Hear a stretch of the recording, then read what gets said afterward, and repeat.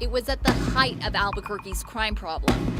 I was just robbed and run over by a car.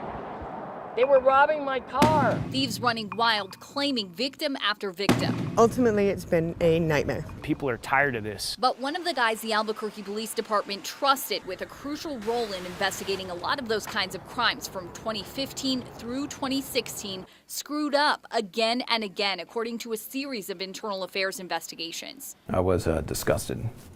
It's totally unacceptable what he did. While he wasn't in charge at the time, current Scientific Evidence Division Commander Christopher George knows all about the APD investigations that found crime scene specialist Thomas Gorham didn't tag evidence in countless cases and then lied about it. The victims of those crimes, they didn't get the justice that they deserved. And most of them have no idea. This all happened a couple years ago, but as we uncover the details now and track down victims in cases Gorham's accused of mishandling, those victims tell us this is the first they're hearing about it.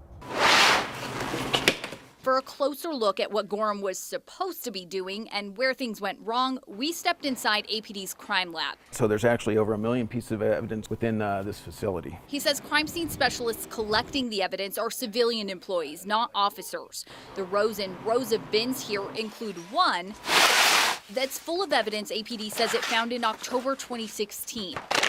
APD says this stuff sat untagged for who knows how long in Gorham's crime scene van. The department found this knife and a used syringe, this knife, 3 bullet fragments, even someone's purse with more stuff inside. We know what calls he was dispatched to, but the haphazard fashion that he chose to store his evidence, we cannot trace that back to individual case numbers. So that became the subject of one of Gorham's internal affairs investigations. APD says none of it was labeled or secured right away, which, as crime scene specialist supervisor Carl Ross explains, is against department policy. No evidence stays in the vans at the end of each day. It all has to stay here or it gets tagged. Breaking those rules can mean a get-out-of-jail-free card for suspected criminals. A single case can be destroyed with one break in the chain of custody.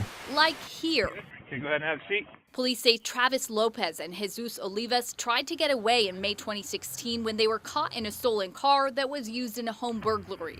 APD arrested Olivas, and an overnight SWAT standoff near Zuni in Wyoming ended with Lopez's arrest after they found him hiding in a dryer in a laundry room.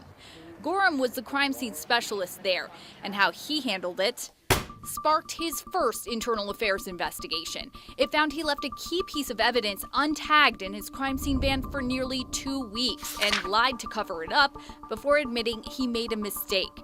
That mistake ended with Lopez and Olivas' release. Court documents show charges were dropped because prosecutors missed a deadline and were still waiting on evidence.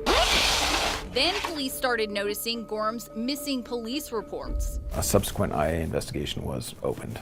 If you're losing track, that's 3 IA investigations launched in just 4 months. In that time, APD put Gorham on desk duty, documenting crimes people called in. But police say he wasn't actually finishing his reports.